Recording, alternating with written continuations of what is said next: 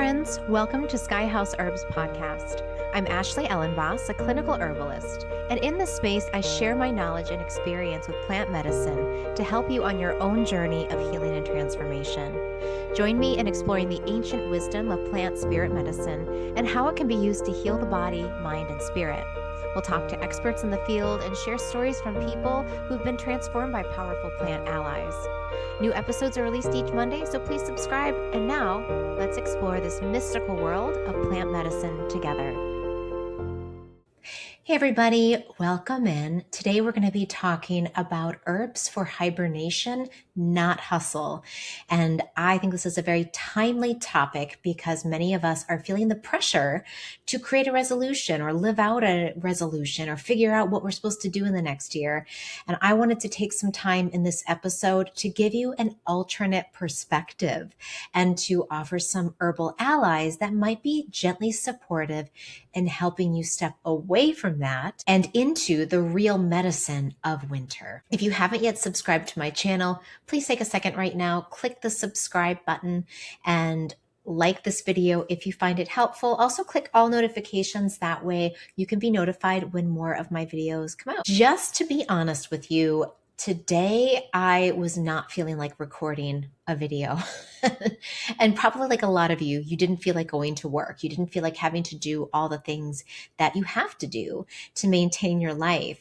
And this is a very normal thing in the winter, especially in the dead of winter. And I really think of January as the deep, dark moment where our bodies should be in mostly hibernation mode. And after the busyness of the holidays, many of us feel very depleted and overwhelmed and having to process all of the interactions that happened over the holidays and all the little micro things that we often don't have time to really sit and digest. And the truth is if we don't take time in the winter to digest what has happened during some of the busier months, it will accumulate and not only have negative effect on your mental health, but also on your physical health. So I'm here today to talk about the importance of hibernation and the importance of thinking about these months ahead as months of maintenance, not of growth. In the deep winter, all of the plants outside are either asleep or just conserving their energy and maintaining the life force that they have. Nothing outside right now, at least here in the Northern Hemisphere, is growing. Nothing is transforming. Things are not germinating, maybe a few little plants, but overall, most things are simply maintaining their stores of energy through the winter. And that is all that is asked of us right now. It is not a time to transform and change everything. You might feel that energy naturally arising come the spring and come the spring equinox and into the moments of the beginning of summer. That's when the vital force really starts to amp up. But in the dead of winter, it's not a new year to do new things. It's a new year to digest everything that's happened and to rest up for what's ahead. I've been reading the poetry and the work of a female teacher. Her name is Victoria Erickson, and she's been writing amazing things about what she envisions for 2026. And all of this resonates deeply with me. And she's talking about this year as being a year of becoming small again, and of people opening up little shops, and the idea of revisiting more small scale community building rather than growing and personal development and, reaching big goals and getting more audience members. That the reason that a lot of us are feeling kind of hollow and empty is that we're not satisfying our deeper needs for our sacred smallness. And that is a word or a phrase that Rukmini Walker, one of my Bhakti yoga teachers, shared with me several years ago. And it still strikes me as such an important lesson for us in the Western world right now, is this idea that we don't have to be big and popular and we don't have to do all these things. We don't have to be an influencer in any large way, but to be connected to the grace of our own sacred smallness is such a medicine that goes not only inward towards our own heart and soul, but can go outward into our immediate environment. And I was thinking about this. I was thinking about how after COVID, it seemed like everyone was so eager to get out. And there was this like big rush of people going out and organizing and social events and big festivals and traveling the world, right? And I think that was a normal instinct for many of us humans. We were isolated for so many years and we had to stay close to home. And so as soon as the gates opened and the masks came off, we were all like, okay, let's all go out and do it all. And that was probably an extreme action. And because of that outburst and that outpouring of energy, a lot of us got depleted, including myself. And this winter, I've been reflecting upon what are the resources that I have? What are the things that are already established that I can put my energy into maintaining? And rather than having to build something new or vocationally do something new, what if I simply maintain the pieces of work and the groups that I facilitate and just focus on making those things that I already have better? And what Victoria Erickson, she says, 2026 will revive the feminine salon, small gatherings, shared notebooks, epiphanies, back gardens, small lamps, Parisian apartment vibes, flowers spilling out of vases. Let's talk about the path of becoming romance and grief. Let's talk about old books and each other's art and memories and messy aliveness. Let's recognize ourselves in each other and help build each other's dreams. Victoria also writes that 2026 is the era of warm minimalism. We are regulating the body with rooms of belonging, real textures, earthy calm, everything soft, restrained, natural coherence, and a creative life that finally feels like a deep exhale. Don't you love that? And I really feel this too. And it's not like we're having to make this huge turn. It's not like these are things that we haven't been aware of. It's just many of us are saying, it's time to slow down. It's time to do less. It's time to consume less. And it's time to be more authentic and get more real about the needs of our physical body and our emotional bodies. And I'm guessing you, like me, are more sensitive types, that you're quite sensitive to your environment, to the feelings of people around you. And as more sensitive types, we have to be even more aware of what we bring in and how much we move out or how much we give, how much output there is. And we've been living, I think, in an era where there's been more output than input. And that's because culturally there's this expectation that in order to be successful, we have to be productive. And many of us are saying, that doesn't feel right anymore. To be successful means to be grounded and to not take more than what we need, right? It's to be small and to remember, like I said, that sacred smallness. I just find that delicious. And part of me has been really aware of how I consume and what I buy and who I'm investing my money and resources in. And that means buying from people that either I know or I just really like their work or they're ethically aligned with the principles I'm aligned with. And also listening to podcasts and taking in information that is nourishing. And when I do take in news, which I like to do, every once in a while, I flip through Apple News and I go, okay, what are the headlines I need to know? And I read it and I take it in and I am appalled, disgusted, sad, angry. And then what I do is I just take a deep breath and I let the negative feelings go, but I keep the information and say, okay, how am I going to build a world that's different than that? And that is what we can do with our energy and our resources, is say, not that anymore. More of this, please. And the only way we'll know what is in alignment with our own values and morals is if we slow down.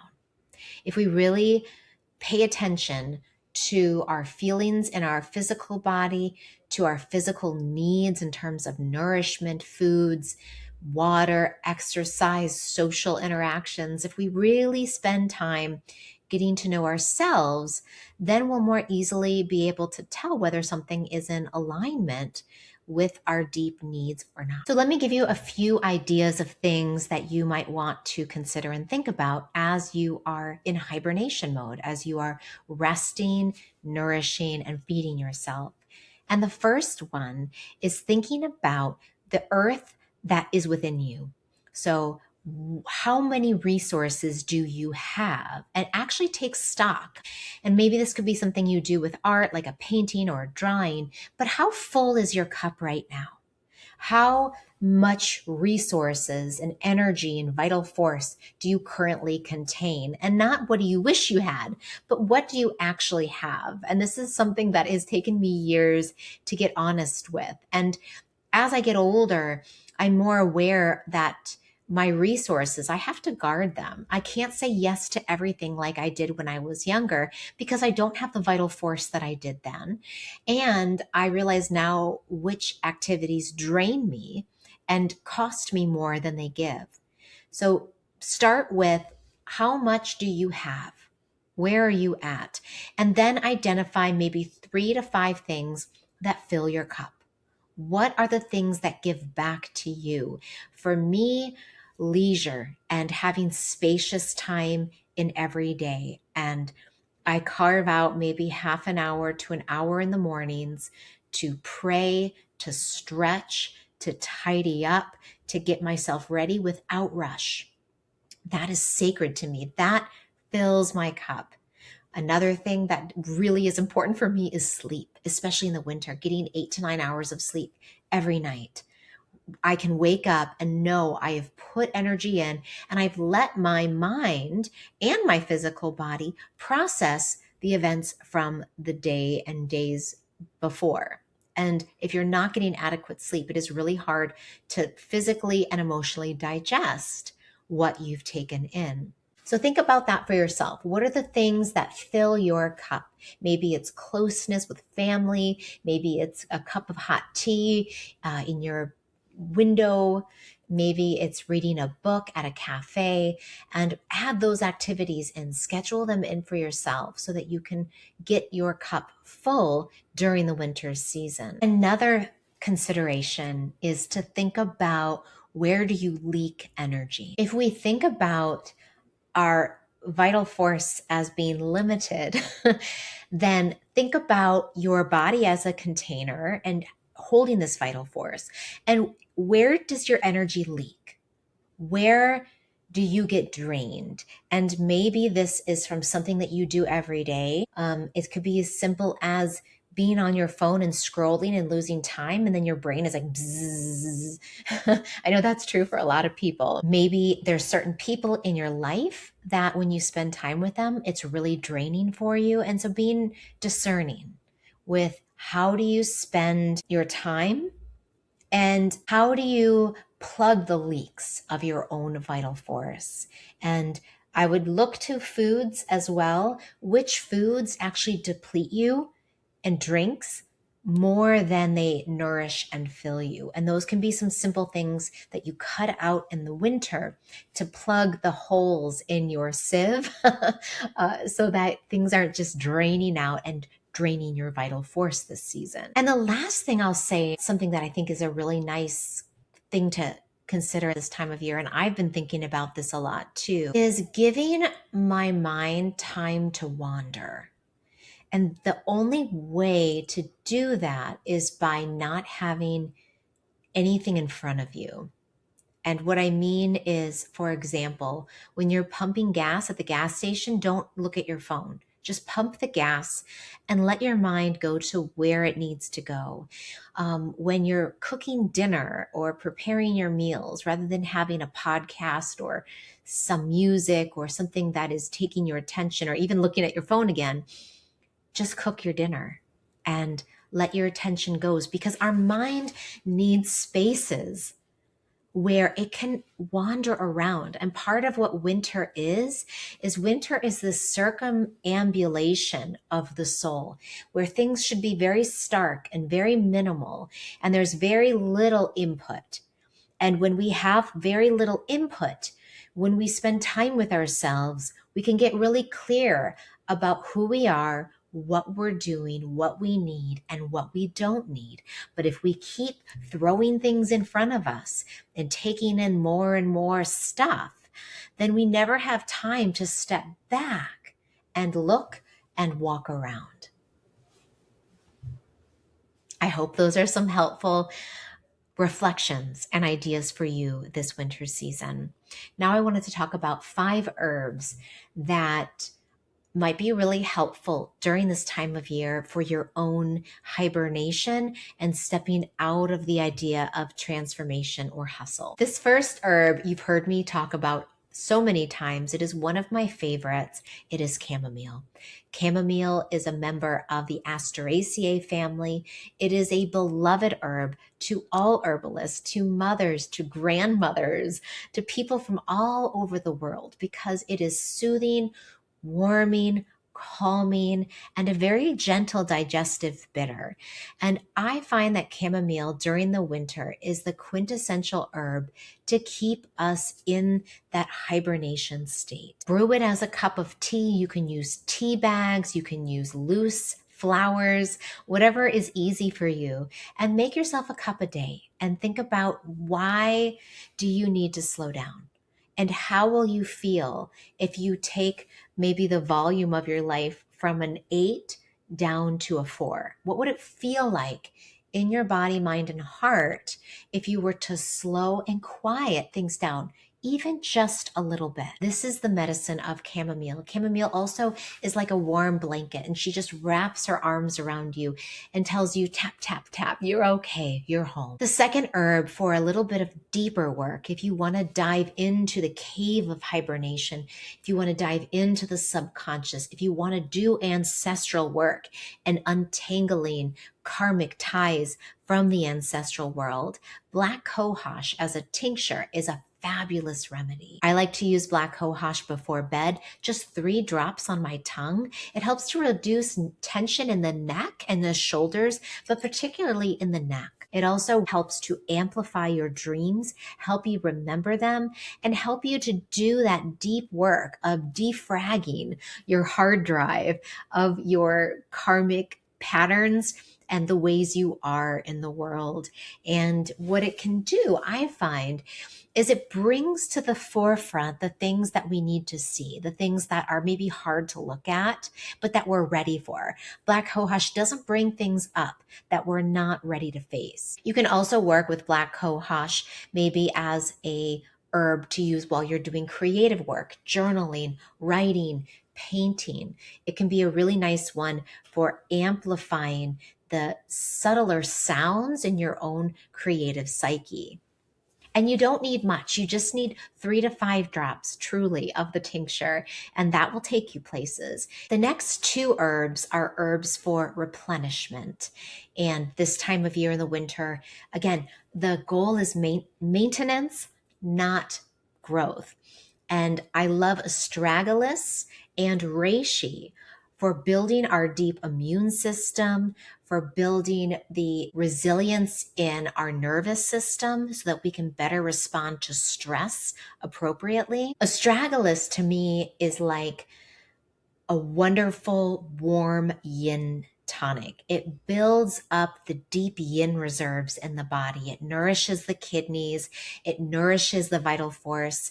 It nourishes the moist and warm and sweet parts of us, and thus creates a very strong and very resilient immune system, as well as a very strong central nervous system that can adapt to stressors.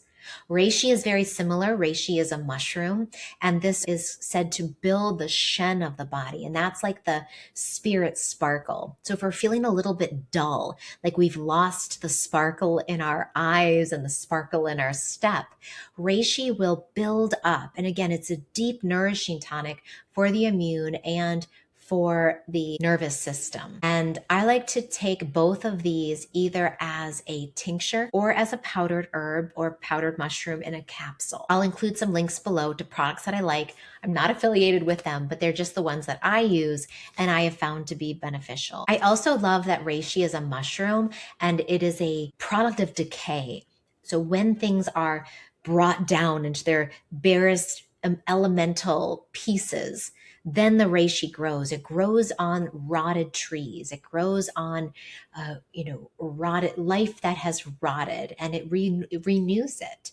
And it gives us this wonderful kind of reddish orange mushroom. And it's kind of like a flat sheath. It almost looks like a little table or a little shelf growing out of trees. And it's the great recycler. And for some of you, the idea of having a mushroom that is going to help recycle what you've already let go of, what you've already broken down, might resonate.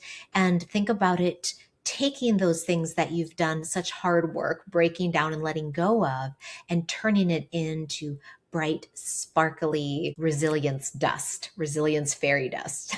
And the last herb to share is Damiana. And Damiana is a warm, aromatic, slightly bitter. It's quite a bit drying. So if you tend to run dry, you might want to add something moist to it, like licorice or maybe marshmallow root. But as a tea or as a tincture, Damiana brings us back into our body.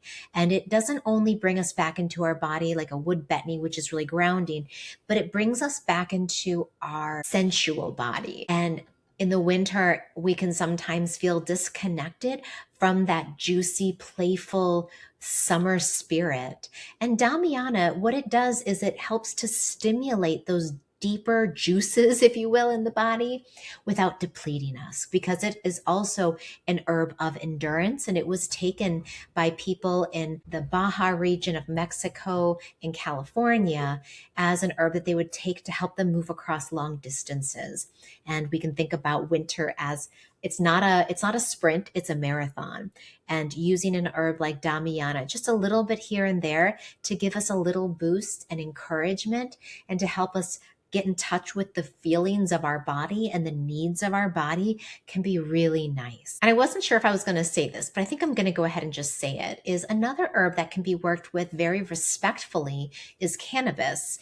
And I'm not a huge proponent of recreational cannabis, but I am a proponent of specific uses of cannabis when it comes to tapping into our creative stores and also gently shifting our awareness and our perception to seeing the same thing from a new angle, and using maybe a tincture of cannabis or, taking it in a medicinal way. I typically find that the edible, taking it in internally rather than smoking it, I think is a preferable method because smoking is hard on the lungs. And also the movement of cannabis through the system is a more gentle ride when you take it as an edible or take it as a tincture or even as like a butter or an oil. And just very low doses, nothing that is going to dramatically alter your consciousness.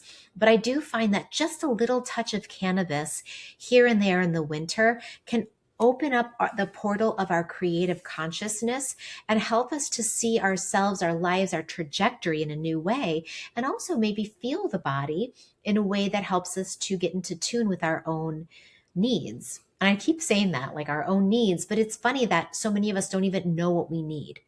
If I were to ask you, how are you doing and what does your body need right now? You'd probably have to stop and really think about it. And that's okay because a lot of us live in our head and not in our bodies. We're not aware of the needs of our body. So taking an herb like Damiana or a little bit of cannabis can help us say, oh, I am a sensory living embodied creature. And therefore you can then say, gosh, I'm dehydrated. I need water. Or I'm exhausted. I need to lay down. Or gosh, my right foot hurts and I didn't notice that. All of these are things we might become more aware of with a little bit of a nudge from some of our plant allies. And then to close, I want to give you a few ritual ideas. The first one is body oiling. If you can find a nice herbal infused oil, and if you don't have that, any high quality oil like olive oil or coconut oil, jojoba will work well. Warm it up on a little pan.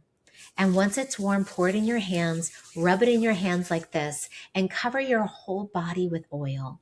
Then take a warm bath and put on a robe or your favorite soft, cozy clothes, and then lie down for a little bit.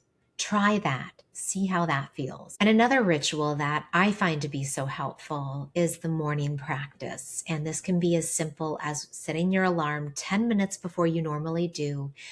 Go into a dark room, light a candle, and sit. Be quiet with yourself. You don't need any music. You don't need anything. Simply sit with the candlelight and let your mind and body slowly awaken. And I have found, I've been doing this now for the last 4 months. It is my favorite part of the day. And sometimes my daughters will join me. They often do. And we'll just all sit there quietly in the dark in the early morning hours. And there's something about that time of day where there is such openness. I don't know how to describe it otherwise, but there's a spaciousness before the sun comes up that allows you to take in the good vibrations of the earth. I know that probably sounds a little woo-woo, but try it and just see what happens when you wake up early and sit and receive. You don't have to do anything. There's nothing to prove. You can sit there in your own sacred smallness and listen and receive and let the earth give you her medicine. It's really that simple. And if you can do that, I know that the rest of your day will go better. It just will. So that is a little tip from my personal practice to you. In closing, I just want to again say that you're doing great. There's nothing you need to do. There's nothing to add in that is big and different. And you don't need to blow minds with your new exercise routine. Like, it's okay. It's okay to keep resting, to keep nourishing, to stay warm, to stay cozy, to put your energy into the things that give you energy back. And right now, think about you're building the compost for the plants that you're going to grow in the spring.